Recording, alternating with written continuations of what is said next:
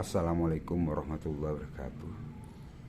Pada sore dengan cuaca mendung, saya akan membabar secara singkat salah satu keris pusaka langka.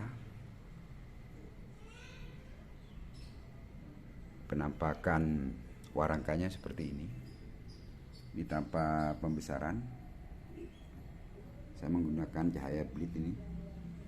Di warangkanya seperti ini secara singkat saya tunjukkan dulu.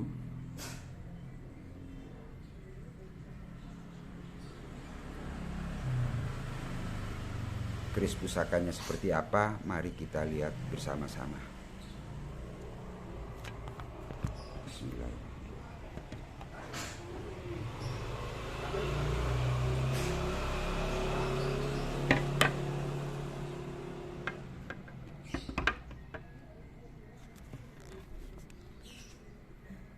Inilah keris pusakanya. Jadi secara menyeluruh tanpa pembesaran, bentuk keris pusaka berluk 5 dengan dapur yang menurut saya ini langka, yaitu salah satu bentuk dapur kebo atau mahesa yang gandiknya tidak tinggi. Luk 5, dapur mahesa tedan atau mahesa tedas. Keunikannya di mana? Itu pada ricikan, terutama di bagian sorsoran. Ini tanpa pembesaran. Coba kalau tanpa blit, karena pantulan kaca ini meja. Jadi ricikan pada pusaka ini gandiknya gandik lugas, ya. Kemudian ada pijitan, ada tikel alis, ada sogokan rangkap, kemudian ada serawean. Bentuk wadidangnya seperti ini. Jadi bentuk ganjanya bisa diamati. Nah, kemudian berkinatah emas. Saya akan memperbesar bagaimana sih sebenarnya detail ricikannya. Ini saya perbesar dengan perbesaran 3,36 kali. Nah, ini ricikan yang saya maksud. Jadi ricikannya adalah gandik lugas dengan bentuk lubang, ya. Gandik lugas ini ada lubang, bisa diamati. Kemudian yang bagian bawah ini seperti ricikan laler mengeng katanya ini. Nah, ini pijitannya cukup tegas, terus nyambung ke sogokan bagian depan. Ini bisa diamati. Sogokan belakang ini juga. Kemudian yang di tengah adalah ricikan janur. Coba kita amati dulu detail keris pusaka ini pada bagian sorsoran. Nah, kalau kita perhatikan ada ornamen kinata. Memang ada beberapa bagian yang terkelupas. Ini jalur kinatanya yang terkelupas bisa diamati. Ini juga di bagian ini mulai dari bagian wadedang bisa diamati. Tempat lipat kerisnya juga. Ini yang bagian depan bisa diperhatikan. Memang bagian pinggir sudah mulai kena korosi. Namun saya amati ini tempat lipatnya sangat padat dan matang. Kemudian bagian bawah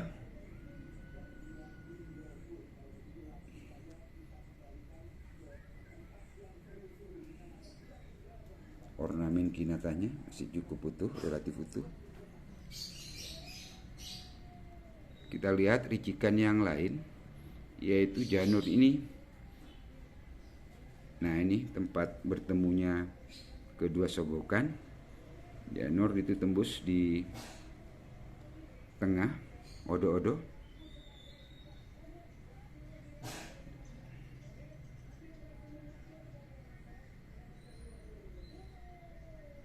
Bisa diamati. Coba saya kasih tambahin blitz ya biar jelas. Karena cuacanya mendung. Jadi biar kelihatan tempat lipatnya. Nah, ini.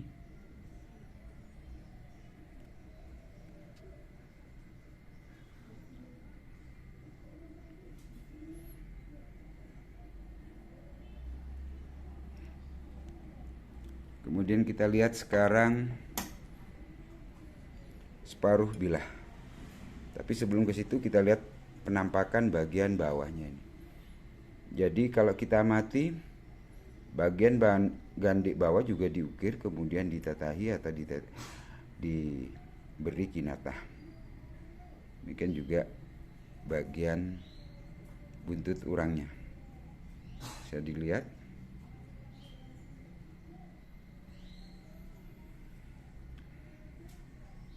Maaf kurang fokus ya. Nih bagian separuh bilahnya. Nah, ini gandiknya lugas dan pendek. Jadi ini salah satu jenis dapur mahesa atau kebo yang memiliki gandik yang tidak tinggi.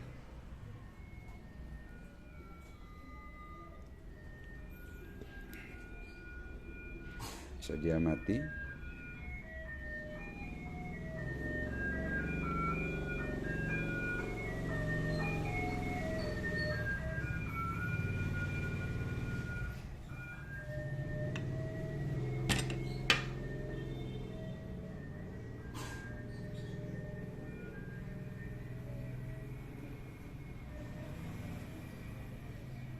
Odo-odonya cukup tegas.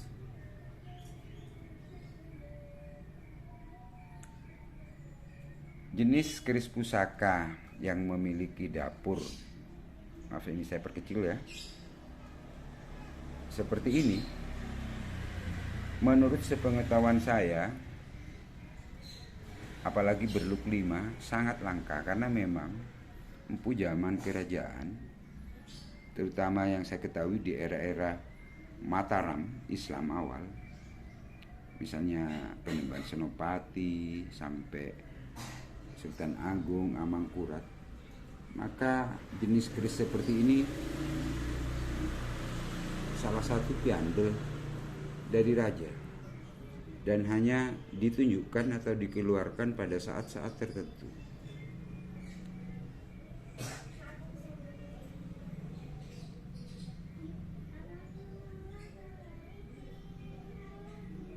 Kita amati.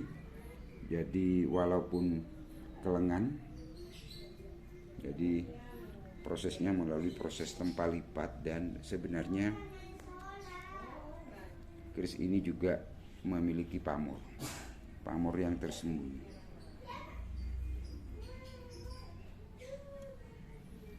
Ini penampakannya dengan perbesaran 2,45.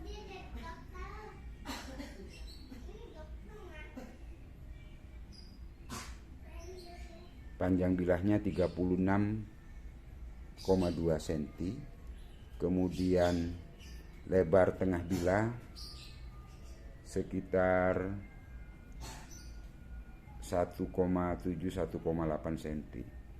Jadi keris ini sebenarnya cukup ramping. Dan besinya ini kalau diminyaki warnanya hitam kebiru-biruan mendekati ungu. Jadi ini penampakan bagian sor-sorannya.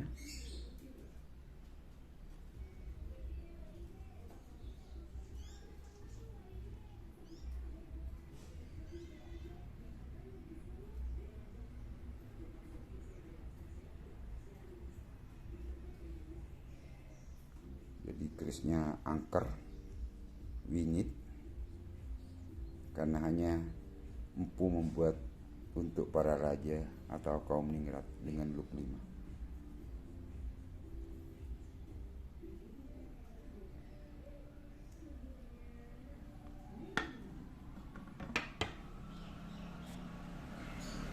Sekian saja dulu ulasan singkat saya pada sore ini. Maaf kalau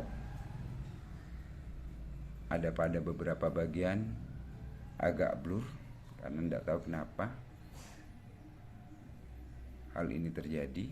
Karena sebenarnya keris jenis dapur seperti ini keris yang memang saya lihat belum pernah ada diupload di YouTube.